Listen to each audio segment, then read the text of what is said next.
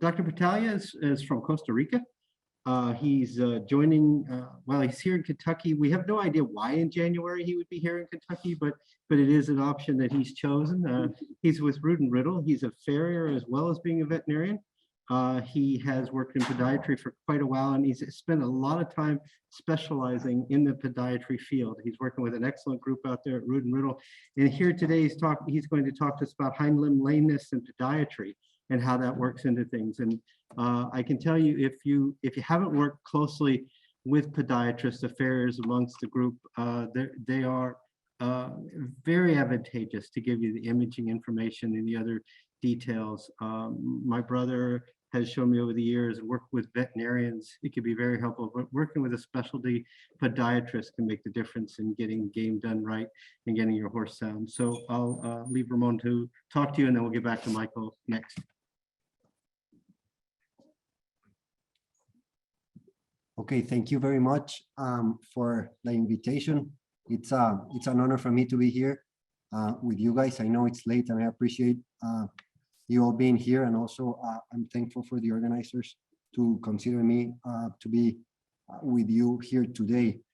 This is actually my first lecture in English. I'm from Costa Rica, so if things don't go that smooth, I'd appreciate you guys giving me a break.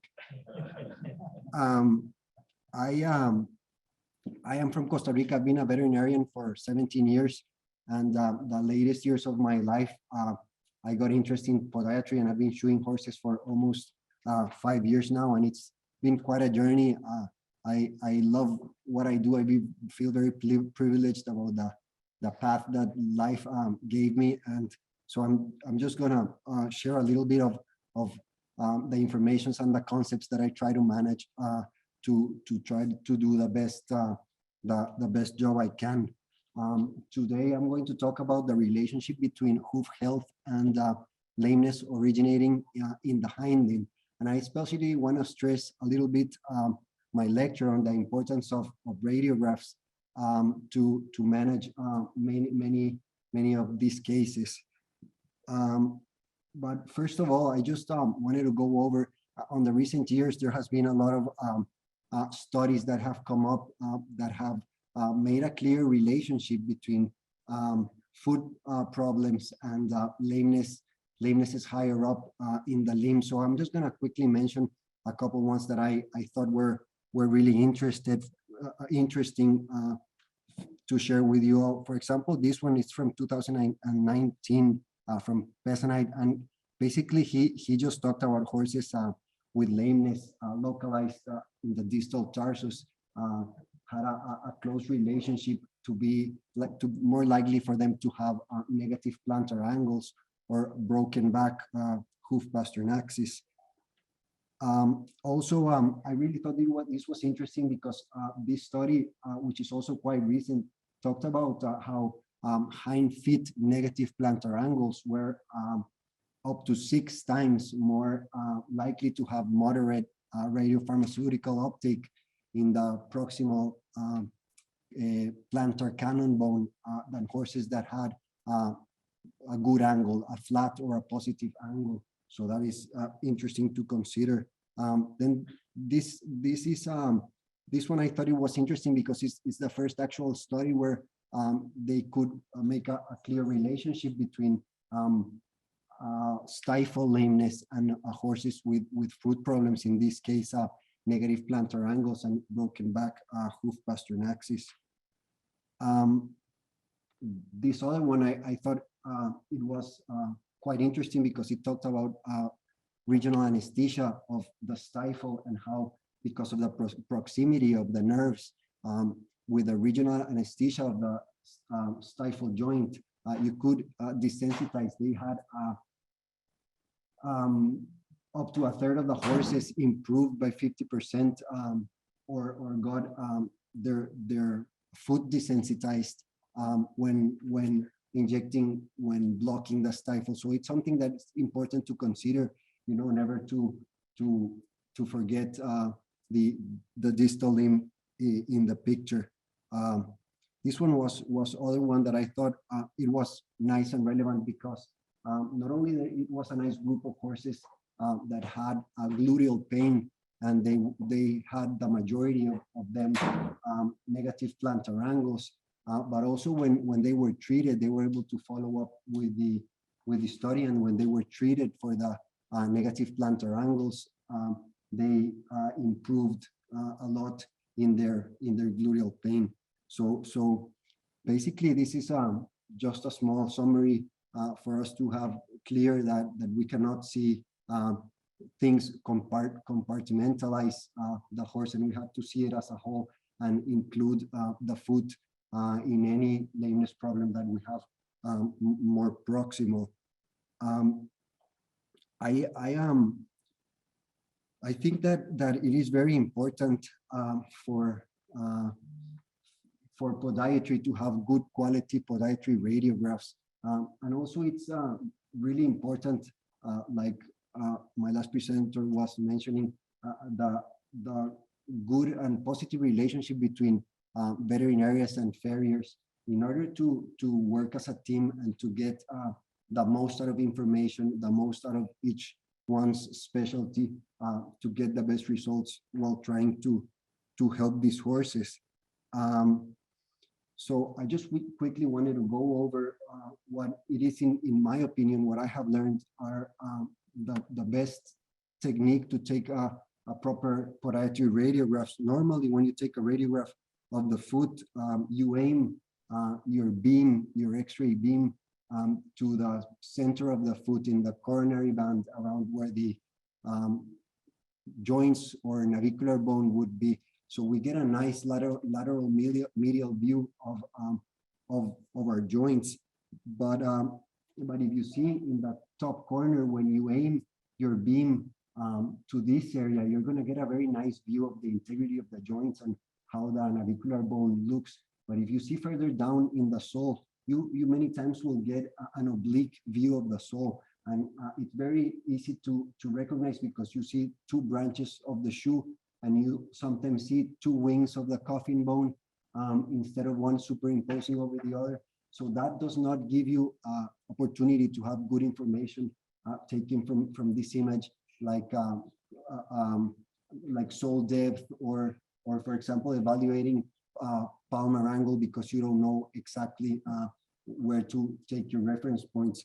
When we try to take podiatry radiographs, we aim the beam of our X-ray about 1 centimeter proximal to the ground-bearing surface, basically to where the bottom part of the palmar rim of the coffin bone will be located. And if we see this radiograph right here on the bottom left corresponds to a view to the same radiograph as up top, but viewing it without aiming the beam there. And you can really nicely see, even though you can see like an oblique sesamoid bone, we're not using this radiograph to evaluate the navicular, but just to see like a good view of the sole and a good view of the position of the coffin bone within the hoof capsule. And if there is adequate balance of, if we could call it that way, we should be able to see only one wing of the coffin bone, because they're superimposed with each other, and we should only be able to see one branch of the shoe. It's important to have a correct positioning, or a correct good quality radiographs.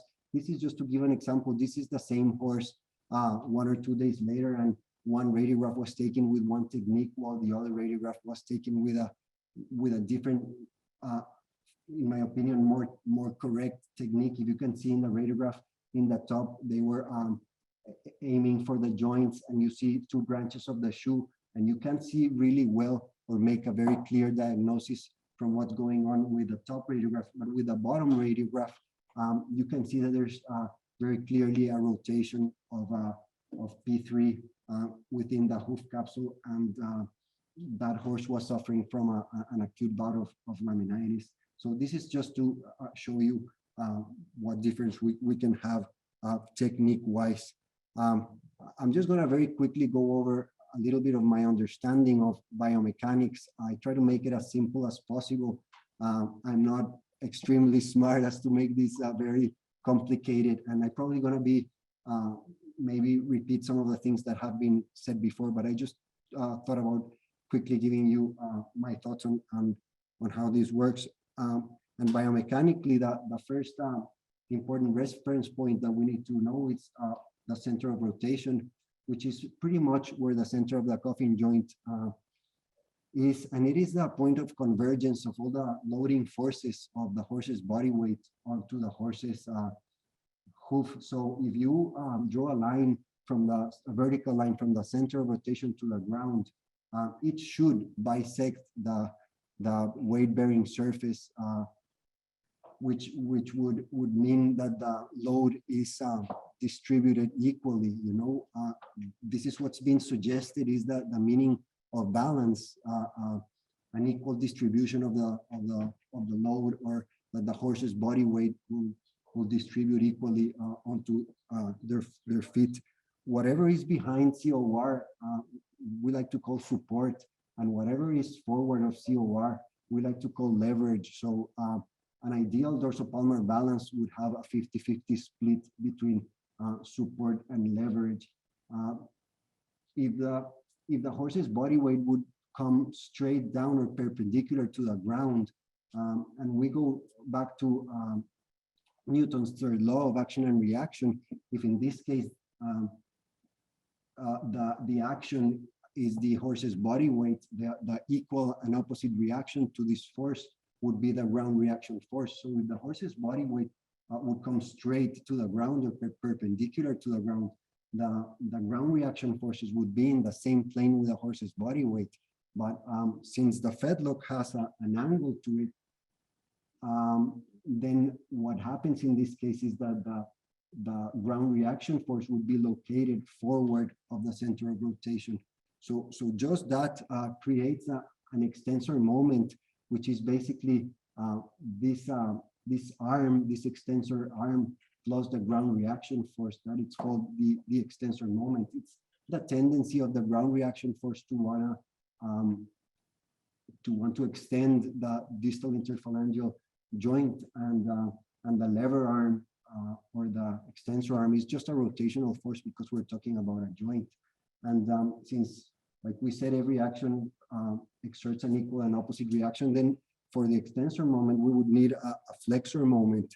And basically the flexor moment would be the moment arm, the flexor arm, plus the flexor structures that in this case, talking about the foot, it would be the deep digital flexor tendon. And something important just to note here is that the flexor arm is it's fixed. It's anatomically fixed, and basically it's holding the foot in its place by the sesamoid bones, by the annular ligaments, by the deep digital flexor tendon. So any changes in the extensor moment that the flexor arm could not take because it cannot move, they're going to be reflected in the flexor structures represented as strain. You know, so any changes on the extensor side are going to strain the flexor structures. And this is basically what this image shows, how when you have a sloping pastern or a long toe, the extensor arm becomes larger. And since the flexor arm cannot compensate that increase in the extensor arm, what's going to compensate it is the strain on the flexor tendons. And this is just the last image, but viewed on a live horse. You can see how the upright, better conformation type of foot would differentiate with a sloping pasture and a longer toe having a longer extensor arm. We know that this horse has more strain on his flexor structures. This is just how it looks radiographically. These are not specific measurements. This is just an example for you guys to see how first with a very overdue trim, a shoeing job, which is very common in my country, and we get these really overdue horses. And then when you try to bring them back, how you improve those parameters. And these are the pictures of the same radiographs we just saw before. And it is just quite clear and nice example of how we get a much more upright, better aligned foot with better biomechanical stimulation. I want to go over the safety factor that Dr. Renee Weller described, and she basically said that the safety factor of the horse was 1.2. Safety factor is how far past the recommended low a structure can bear before it breaks. So if we talk about the horse being 1.2, that means that only 20% more of the strain that it's intended for these structures could put them in risk of breaking.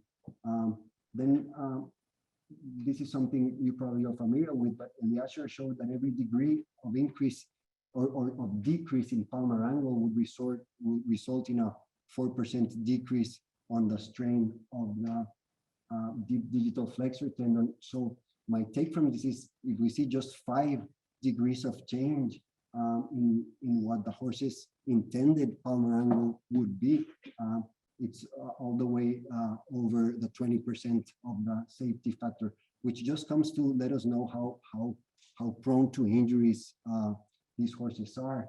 And this other study I really like, and I think it's very interesting because Van Hill and Moleman showed that the normal growth would generally make these horses lose 3 and 4 degrees in one shoeing cycle. So imagine if we on the day we shoe these horses, we don't leave the best parameters we can for this horse, how that is going to deteriorate over just a normal shoeing cycle. And since also I really like this study because things are not always black and white, and this is a very interesting study about the adaptability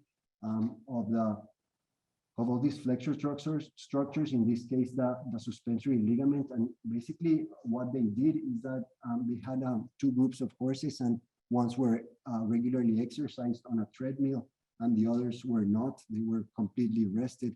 And then they did in vitro failure tests on these legs.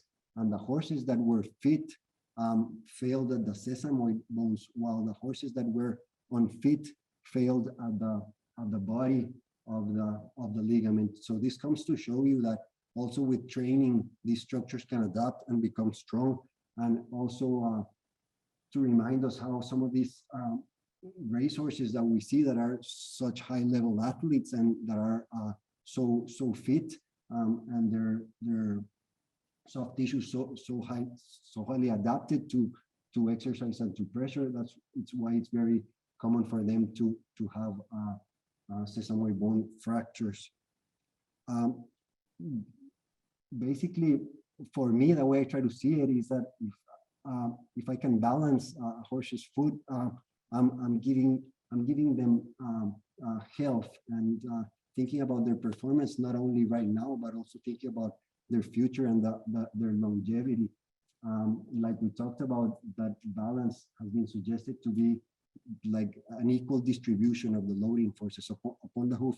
And basically, the most important aspects for me are the dorsopalmar balance that we discussed, the distal bony column alignment that we have been discussing, and of course the lateral medial symmetry that I won't be talking much about it in this lecture, just because it's a very complex subject and takes a lot of time. But like we talked about really quickly, the dorsopalmar balance, bringing that weight-bearing surface as much as possible to under the center of rotation, and that will create a bigger weight-bearing surface on the back part of the hoof. Because if we have a small weight-bearing surface on that back part, then it's a small surface taking a lot of strain, and that is causing all these heels to debilitate, and this area to be submitted to a lot of load. And then there's also been a lot of studies that have talked about in one way or another about the importance of a straight hoof pastern axis or a straight distal bony column alignment as one of the most important things in horses' health. And And basically what we have seen is that when we have broken back hoof posterior axis, we have many problems like joint pinching, and this joint pinching becomes like micro traumas that during time they start inflaming, giving joint inflammation, and even making changes, degenerative changes on these joints and also on the navicular bone.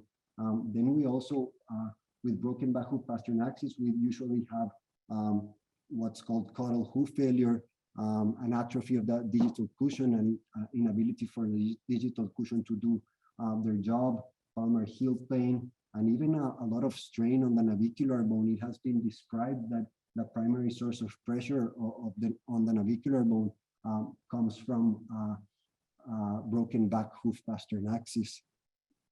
And these are just two small examples of different grades of degenerative joint disease. The one on the right, you can see it's a small osteophyte in the extensor process of the distal interphalangeal joint. And even though it looks small, that can already be very painful. You can see in the soft tissue views of how the soft tissue looks in this joint is already swollen. So there's synovitis there. And this is just the beginning of a process that can be ongoing and that can seriously compromise the future of this horse. And in the image to the left, you basically can see a horse's effort to fuse that joint, because that's pretty much what they try to do with a degenerative joint disease. But it has been my experience that many of these horses that had to try to do the fusion on their own never really get to do it correctly, and there's always remnants of cartilage and of sensitive tissue, and they always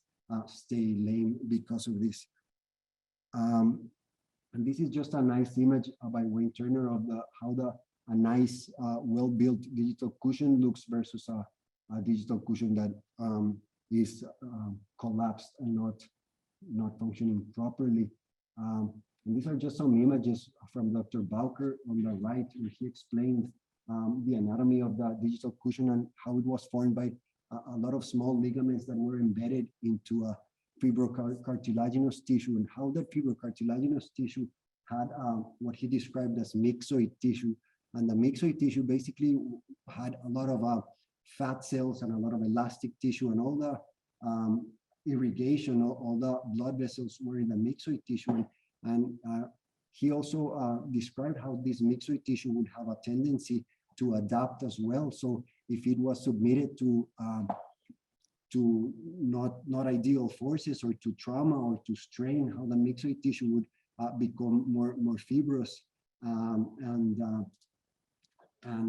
so it won't do. The digital cushion will start not doing his function as a shock absorbing and even as a hemodynamic structure for the hoof's health. And this other image, I just thought it was really nice from Christopher von Horst, because you can see in the digital cushion, the more yellow parts are the ligaments, and the clearer parts are this myxoid tissue that he explained. And this is just another image viewed from the back, and you can see in the left image how there's collapse of the caudal structures, how the frog is prolapsing, and how the digital cushion is atrophied, and you can see how poor the strength of this back part looks in this. And finally, just to talk a little bit about the palmar angle, the palmar angle has been described to be also very important in part of the equation, of course. So it has been said that a positive plantar or palmar angle between 2 and 8 degrees, whatever the horse needs to align his distal bony column. And that's why there's a lot of variation, because you also have to consider the bone angle. Sometimes the bones have a wider angles or smaller angles. And if you have a horse with a small bone angle, it will of course need a higher palmar angle to achieve its alignment, while a horse with a nice and big bone angle won't need as much palmar angle to achieve its bony column alignment. That's why you can't say that the palmar angle ideal is this, but you have to talk in reference and know that this happens. And I wanted to quickly go over a grading system from Floyd from 2010 about negative palmar angle, and I really like this grading system. It has helped me not only categorize what I'm dealing with, so I can think more clear about my treatment plan, but it's also very valuable explaining or having explaining the owners about the what to expect, what's reasonable to expect, and how long the treatment is going to take. So basically, the grade 1 is just a mild negative palmar angle and or plantar, and the principal characteristic of the grade 1s is that you can fix them with just the trim. Then we go to grade 2, and it's a bit more moderate type of negative plantar angle. It's something that we see a lot, and one of the principal characteristics is that with our trim, you can only get them flat at the most. You can get them positive. So very many times they're going to need external help, like wedges, frog support, just therapeutic farriery to help them out. This is another example of a grade 2 that we did the trim, and we could only get it flat, so we needed to compensate that. And you can see afterwards how we got a really nice alignment. And this is just a picture of that same horse. That's back home in Costa Rica. And then the grade 3s are much more serious. You know, there's quite a bit of compromise of the caudal hoof. There's usually lameness related with this problem, either foot lameness very many times, and also lameness higher up, like we were describing.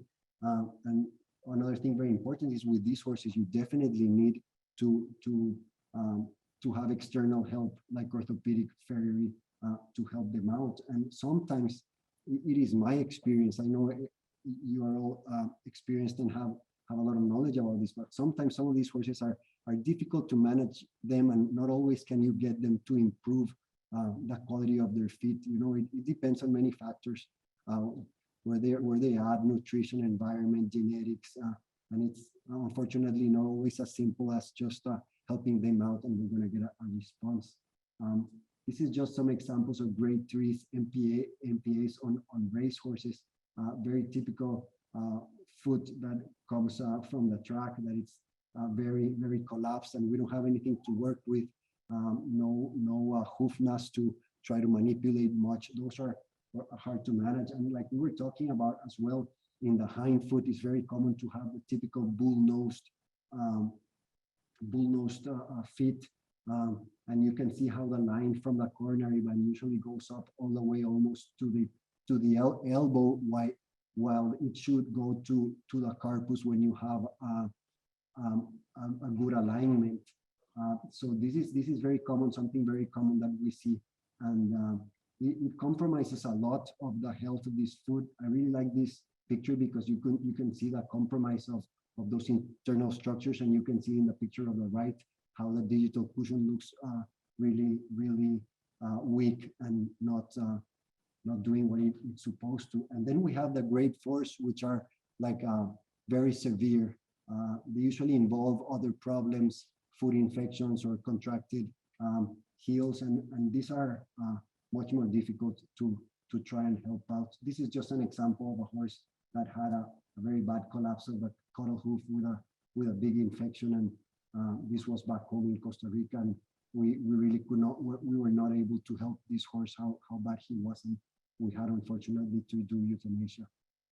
This is just to show you really quickly the effect on the trim on the posture. There was a mare that was left a little bit too long because we were treating her from a problem in her front feet, and we couldn't pick up her hinds, so we had to leave them for quite a while. And she had a really long toe, and she was broken back, a really bad broken back hoof pasternaxis. But when we're finally able to reach out and help her out, that she was better from the front and let us trim her. You can see with just a trim how much we improved the hoof pasternaxis.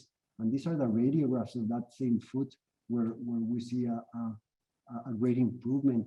And what I just wanted to show you about this is she used to stand all the time like this, camped under, with her feet underneath her body. Basically, she was trying, I believe, to straighten her hoof pastern axis by putting her feet, oops, sorry, I'm sorry, by putting her feet underneath. And after that trim, she started standing much more naturally. This is just a video of a case that Dr. Morrison from Wood and Middle shared with me. And basically, what I wanted to show you, that's some lameness.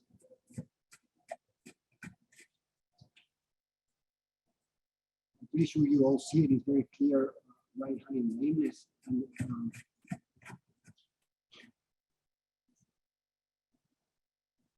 the diagnosis of this horse was high suspensory desmitis. These are not the images particularly from this horse. These are just example images that I just put there to show you how a moderate lesion or a really severe lesion of the insertion of the suspensory ligament in the back of the cannon bone look. And then I wanted to refer to the famous suspensory shoeing that we many times consider for these types of horses, where you have a wide toe and thin branches. So you in soft ground would try to avoid the toe from sinking and let the branch sink. But we think this type of shoeing could be useful, but you have to see the general picture and see the characteristics of the horse.